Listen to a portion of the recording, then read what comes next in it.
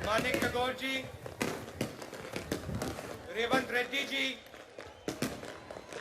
विक्रमा भट्टी मल्लू जी, मधु याक्षी जी,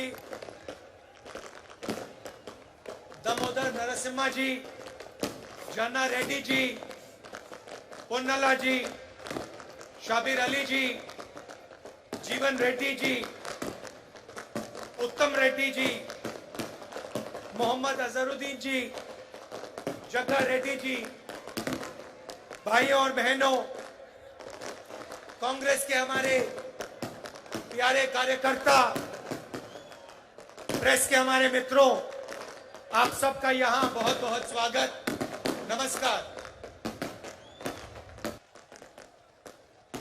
ये जो आपका प्रदेश है,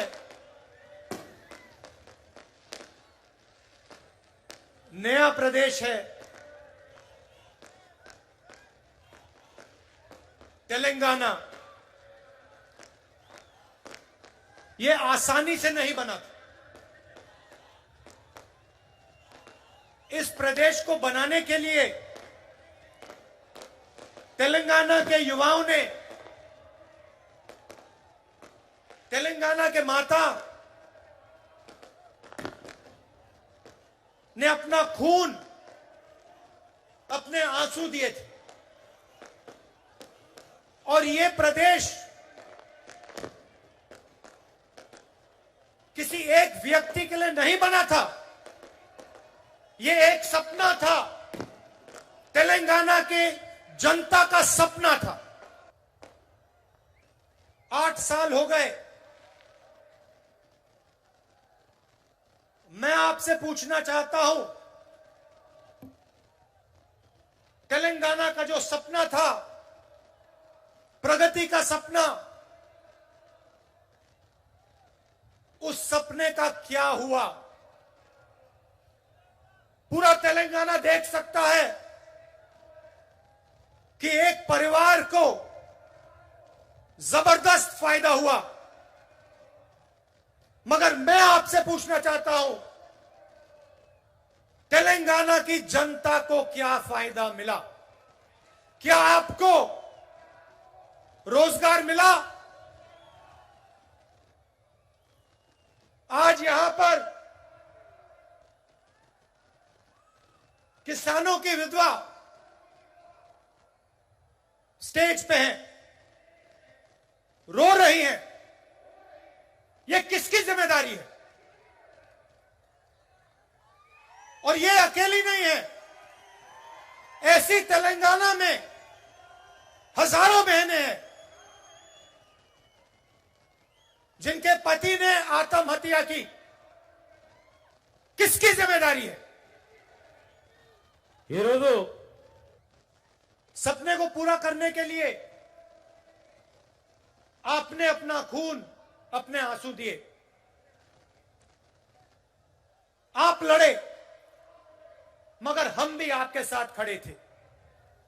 कांग्रेस पार्टी ने भी आपके साथ ये लड़ाई लड़ी और अंत में कांग्रेस पार्टी ने और सोनिया गांधी जी ने यह काम पूरा करके तेलंगाना की जनता को दिया। और भाइयों और बहनों, आप ये मत भूलिए, यह काम कांग्रेस पार्टी के लिए आसान नहीं था।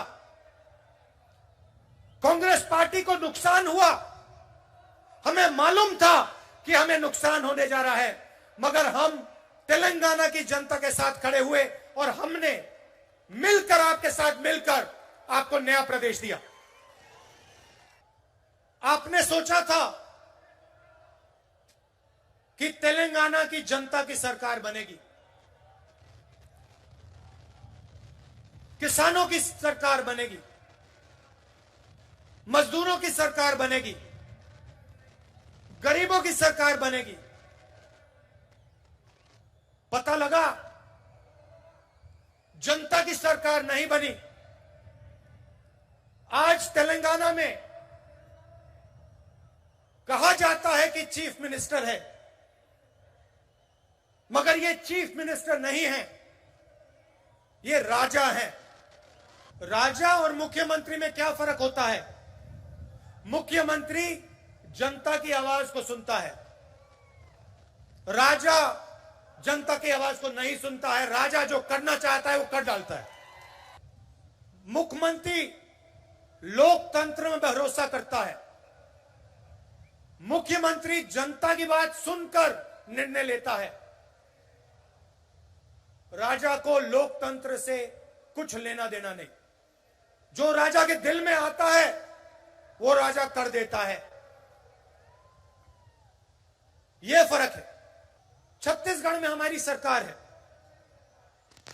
चुनाव के समय हमने 2 वायदे किए थे, बड़े वायदे किए थे। पहला वायदा कि छत्तीसगढ़ के किसानों का हम कर्जा माफ करके दिखा देंगे, और दूसरा वायदा पैडी को हम 2,500 रुपए में खरीदेंगे। किसानों ने हमें कहा कि हमें कर्जा माफी की जरूरत है और हमें 2,500 रुपए आप दीजिए। हमने उनकी आवाज सुनी और आज आप जाइए, छत्तीसगढ़ जाइए और वहां पूछिए धान के लिए क्या दाम मिलता है। पूरा छत्तीसगढ़ का किसान आपको बताएगा कि छत्तीसगढ़ में 2,500 रुपए पर धान मिलता है। आज आपके जो चीफ मिनिस्टर हैं किसानों की आवाज नहीं सुन रहे हैं। 2-3 बड़े उद्योगपतियों की आवाज सुनते हैं, उनके लिए काम करते हैं, मगर किसानों की आवाज नहीं सुनते हैं। और जो छत्तीसगढ़ के किसान ने कहा था वही तेलंगाना का किसान कह रहा है। तेलंगाना का किसान कह रहा है कि मिर्ची के लिए, धान के लिए हमें सही दाम चाहिए और हमारा कर्जा माफ होना चाहिए। छत्तीसगढ़, तेलंगाना के किसी भी किसान को घबराने की जरूरत नहीं है। जैसे ही कांग्रेस पार्टी की यहां सरकार बनेगी वैसे 2 लाख रुपए का कर्जा माफ होगा और आपको सही एमएसपी मिलनी शुरू हो जाएगी। आपको ज्यादा समय रुकने की जरूरत नहीं है। आप घबराइए मत, डरिए मत। यह काम कुछ ही महीने में कांग्रेस पार्टी करके आपको दे देगी। ये खोखले शब्द नहीं है, ये तेलंगाना के सपने को पूरे करने का पहला कदम है। किसानों की मदद, किसानों की रक्षा के बिना तेलंगाना का सपना पूरा नहीं हो सकता है। अभी हमने वरंगल डिक्लेरेशन किया और उसमें हमने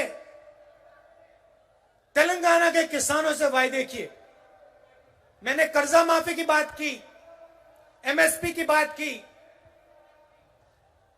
15,000 रुपए प्रति एकड़ डायरेक्ट बेनिफिट हम किसानों को देने जा रहे हैं। और रेवंत जी ने पूरा डिक्लेरेशन पढ़ा।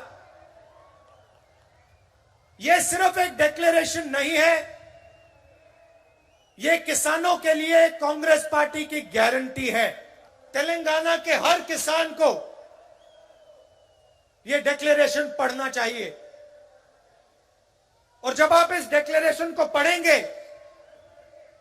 आप यह बात याद रखिए कि इस डिक्लेरेशन का हर शब्द कांग्रेस पार्टी की गारंटी है। और यह हम इसलिए कर रहे हैं क्योंकि हम जानते हैं कि अगर किसान कमजोर रहेगा तो तेलंगाना का सपना पूरा कभी नहीं हो सकता है। क्योंकि किसान ही इस प्रदेश की नींव है, फाउंडेशन है। मैंने पहले आपसे सवाल पूछा था कि तेलंगाना के साथ धोखा किसने किया। तेलंगाना का जो सपना था उससे किसने धोखा किया? तेलंगाना से हजारों करोड़ रुपए किसने चोरी किए? उस व्यक्ति का नाम क्या है? नहीं, सुनाई नहीं दिया, फिर से बोलिए, क्या नाम है उसका? तो आप एक बात अच्छी तरह समझ लीजिए, और कांग्रेस का हर नेता, हर कार्यकर्ता इस बात को अच्छी तरह समझे। जिस व्यक्ति ने तेलंगाना के साथ धोखा किया है, जिस व्यक्ति ने तेलंगाना से चोरी की है, जिस व्यक्ति ने तेलंगाना के सपने को नष्ट किया है, उसके साथ कांग्रेस पार्टी का कोई समझौता नहीं होगा।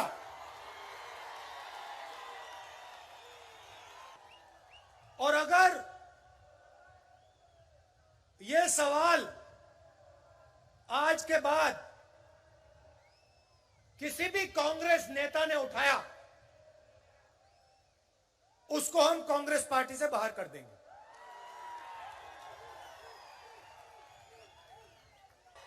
चाहे वो कोई भी हो, कितना भी बड़ा हो,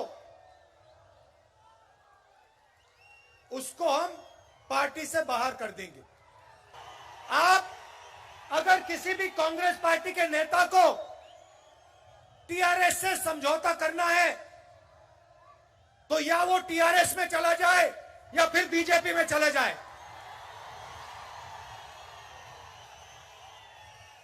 हमें उस व्यक्ति की कोई जरूरत नहीं है। మాకు ఆ వ్యక్తి అవసరం లేదు। हम यहां हमारी विचारधारा की लड़ाई है, हम राजा से समझौता नहीं करेंगे।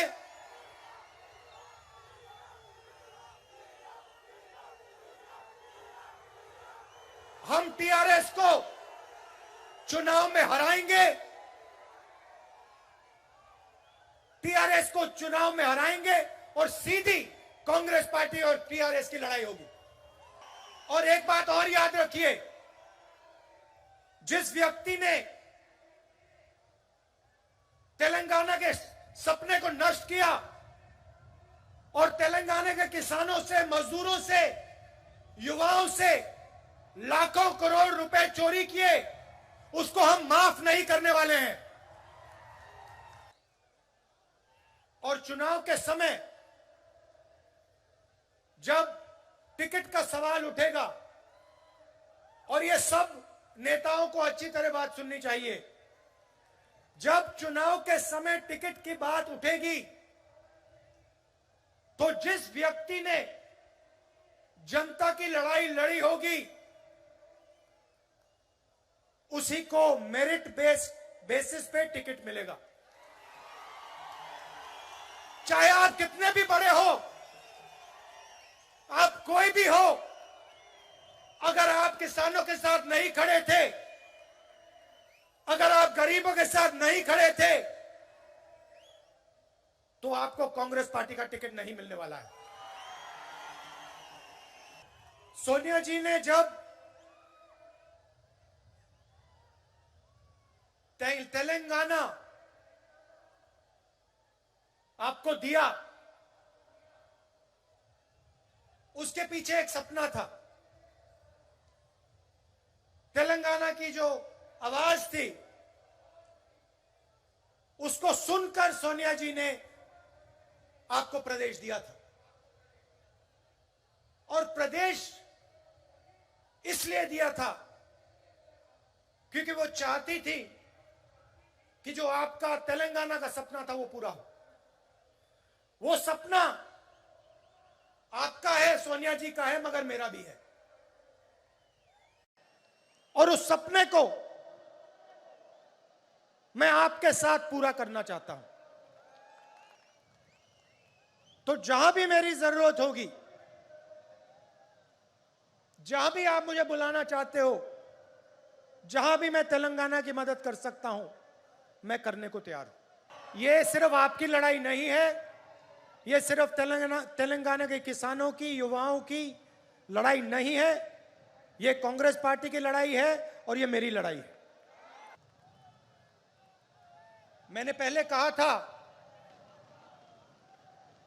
कि जो भी व्यक्ति कहता है कि टीआरएस के साथ समझौता होना चाहता है, उसे या बीजेपी में या टीआरएस में चला जाना चाहिए, क्योंकि समझौता अगर है तो बीजेपी और टीआरएस का समझौता है। आप याद रखिए, जब नरेंद्र मोदी जी ने 3 काले कानून पार्लियामेंट में पास किए थे, तो टीआरएस के नेता क्या कह रहे थे? बीजेपी जानती है कि वो तेलंगाना को डायरेक्टली रूल नहीं कर सकते।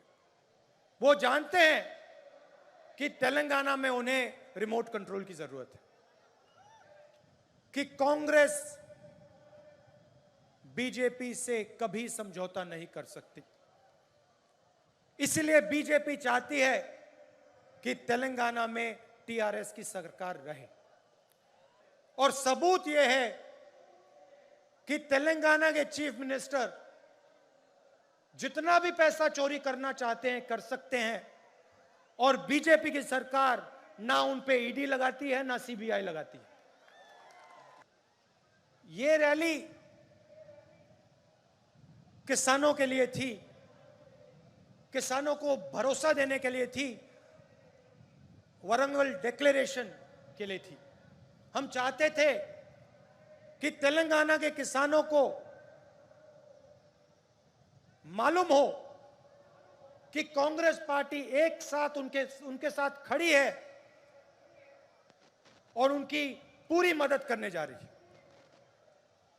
ఈరోజు ఇంత పెద్ద బహిరంగ సభ किसानों को हमने इसलिए मैसेज दिया क्योंकि वो इस प्रदेश की नींव है, फाउंडेशन है। अगली रैली में हम आदिवासियों को ऐसा ही मैसेज देना चाहते हैं, और उनकी जो लड़ाई है 10% रिजर्वेशन की जो लड़ाई है, उसमें हम उनकी पूरी मदद करने जा रहे हैं। तेलंगाना बनने के बाद आपने टीआरएस को 2 बार मौका दिया, और टीआरएस ने तेलंगाना के जनता को धोखा दिया। अब आप कांग्रेस पार्टी को एक मौका दीजिए और किसानों की, गरीबों की सरकार हमें बनाने दीजिए। कांग्रेस पार्टी ही आपके साथ मिलकर तेलंगाना के सपने को पूरा कर सकती है। आज शाम आप दूर दूर से मेरी बात सुनने आए, इसके लिए आप सबको दिल से धन्यवाद। नमस्कार, जय हिंद। మీరందరూ